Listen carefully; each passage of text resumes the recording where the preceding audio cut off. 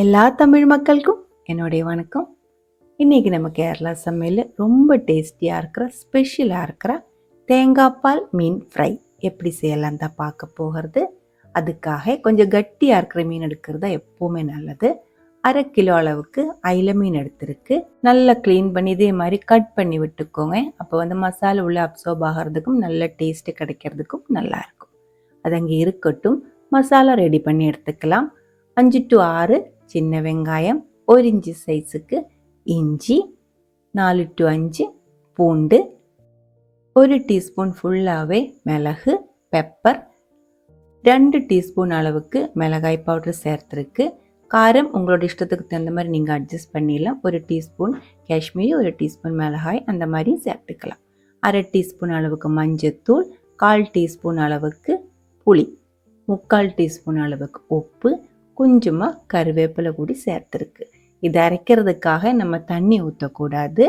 1/4 cup அளவுக்கு கட்டியாக இருக்கிற தேங்காய் பால் ஊற்றி நல்லா ஃபைன் பேஸ்ட்டை இதே மாதிரி அரைச்சி எடுத்துக்கோங்க. தேங்காய் பால் கொஞ்சம் தண்ணி ஊற்றி 2ஆம் பால் 3ஆம் பால் அந்த மாதிரி ஒன்றும் இல்லை, நல்லா கட்டியாக இருக்கிற தேங்காய் பால் தான் ஊற்றி மசாலா ரெடி பண்ணி எடுத்துருக்கு. அதுக்கப்புறம் நம்ம எடுத்து வச்சுருக்கிற மீனுக்குள்ளே அந்த மசாலா சேர்த்து நல்லா தேய்ச்சி விட்டுக்கோங்க. உள்ளே எங்கெங்கே மீனுக்குள்ளே இந்த மாதிரி தேய்க்க முடியுமோ அதே மாதிரி ஃபுல்லாக தேய்ச்சி விட்டுக்கோங்க. அந்த ஓப்பனாக இருக்கிற இடத்துல எல்லாம் நல்லா மசாலா உள்ளே தேய்ச்சி விட்டுக்கோங்க. உடனே வறுத்தெடுக்கக்கூடாது. மசாலா இதுக்குள்ளே நல்லா அப்சர்வ் ஆகணும். அதுக்காக ரொம்ப பெரிய மீனாக இருந்தால் 1/2 மணி நேரம் மூடி வச்சுக்கோங்க.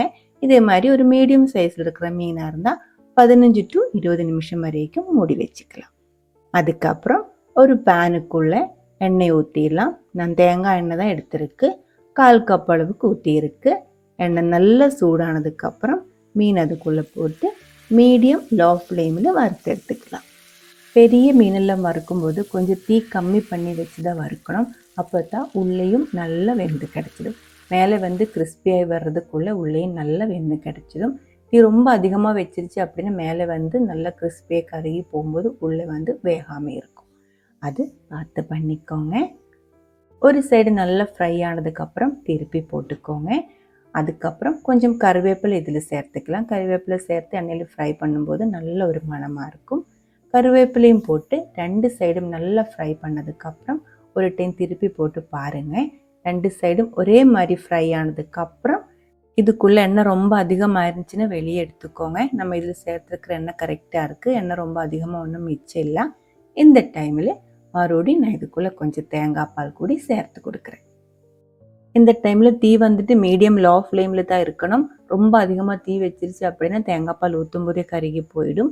அதுக்கப்புறம் நம்ம இது 2 சைடும் திருப்பி போட்டு மறுபடியும் ஒரு டைம் ஃப்ரை பண்ணி எடுத்துக்கலாம். இந்த தேங்காய் பால் கூடி சேரும்போது ஃப்ரை ஆகி கொஞ்சம் ட்ரையாக இருக்கிற மீன் நல்ல சாஃப்டாக இருக்கும், நல்ல டேஸ்ட்டுமாக இருக்கும். அவ்வளோதான், தேங்காய் பால் மீன் ஃப்ரை, ஃபிஷ் ஃப்ரை ரெடியாக இருக்குது. கட்டியாக இருக்கிற எந்த மீனில் வேணாலும் நீங்கள் இதே மாதிரி செஞ்சு எடுத்துக்கலாம். சின்ன மீனில் செஞ்சு அந்த அளவுக்கு நல்லா இருக்காது. பிடிச்சிருந்தா கண்டிப்பாக ட்ரை பண்ணி பாருங்கள். அதுக்கப்புறம் உங்களோட கமெண்ட்ஸ் எல்லாம் சொல்லிடுங்க. இந்த சமையல் பிடிக்கிற ஃப்ரெண்ட்ஸுக்கு மறக்காமல் ஷேர் பண்ணி விட்டுக்கோங்க. நீங்கள் இது வரைக்கும் நம்ம சேனலுக்கு கொடுத்துட்ருக்கிற சப்போர்ட்டுக்கு ரொம்ப ரொம்ப நன்றி. உடனே பார்க்கலாம் இன்னொரு ரெசிபியோட. அது வரைக்கும் வணக்கம்.